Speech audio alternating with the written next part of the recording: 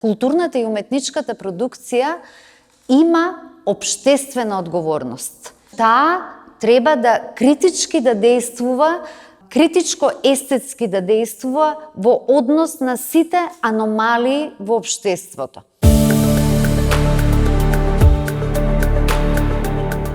Ова пионерска институција на јавно-граѓанско партнерство, Центар Јадро, може да биде линијата, наративот преку кој би испратила порака за тоа како би требало општеството, државата да ги комуницира и редефинира јавните институции. Значи, Центар Јадро е институција пионерска во нашата земја, но секако во регионот има во Хрватска, институција на така наречен нов модел на јавно-граѓанско партнерство. Што значи тоа? Тоа значи дека еден конзорциум, во случајов тоа е асоциацијата Јадро, асоциација на националната мрежа на независен културен сектор, прави партнерство во случајов со општина Центар. Ова е навистина мал еден простор кој што е скромен, но клучното нешто е што е во владение на државата. Значи, тоа е клучот на овој модел на јавно-граѓанско партнерство. Ова е бивша месна заедница, припаѓа на општина Центар. Е простор каде што независниот културен сектор може да го користи без никаков надомест и останатото ние го полниме како содржина. Не е ниту место, ниту институција, не го викаме, го велиме простор. Тоа е агора, општествен простор. Значи, културата мора да разбереме дека има политичка одговорност, но кога велиме политичка одговорност, кај нас одамна се заборави оригинерното значење на што значи политичко. Не политика, политичко. Значи, она аристотелијанско. Значи, политичко мислиме на тоа, на општествено, дека сме зоон политикон.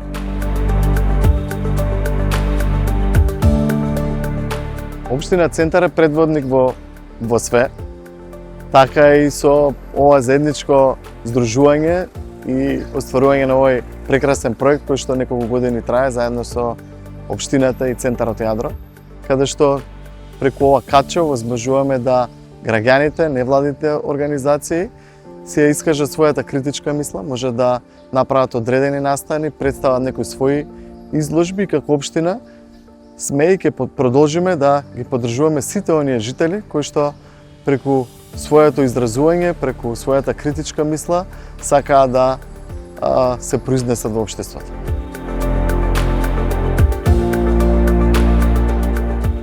Јадро е во моментов, после скоро 7 години на активно функционирање, еден доста активен, доста стабилен простор во смисла дека цело време се случуваат различни типови на настани.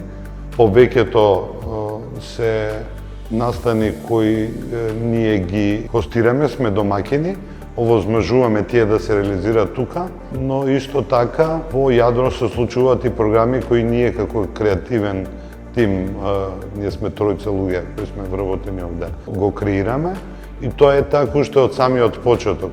Во самиот почеток, а тој беше прилично предизвикувачки, бидејќи се случи отварањето на влегувањето во овој простор на еден месец пред пандемијата.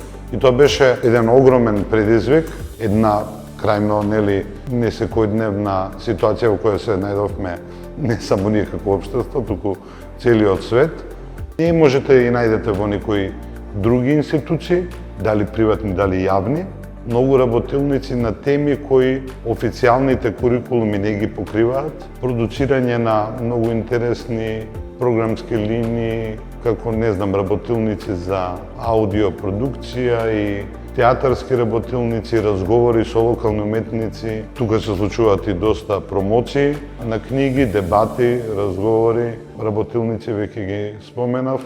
Постои навистина од страна на корисниците голема потреба за користење на просторот, па за жал некои од програмите кои се предвидени за подолго време, гледаме, да речеме, ако во случајот изложба, да трае до недела дена, бидејќи навистина ни пристапуваат голем број на уметници кои би сакале да ги реализираат своите програми. И не е тоа само поради фактот дека овој простор тие може да користат без финансиски надомест, туку ми се чини поради професионалноста која успеавме да воспоставиме.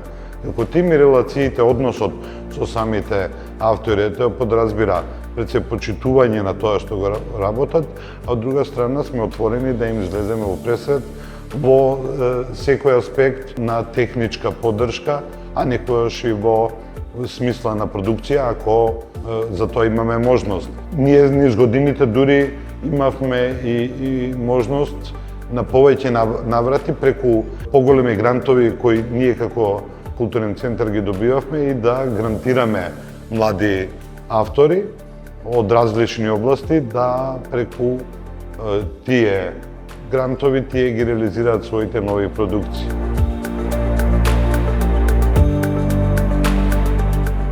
Тоа се некои предизвици кои се соочуваат и индивидуалците, и колективите, и просторите, не само тука, и насекаде во светот.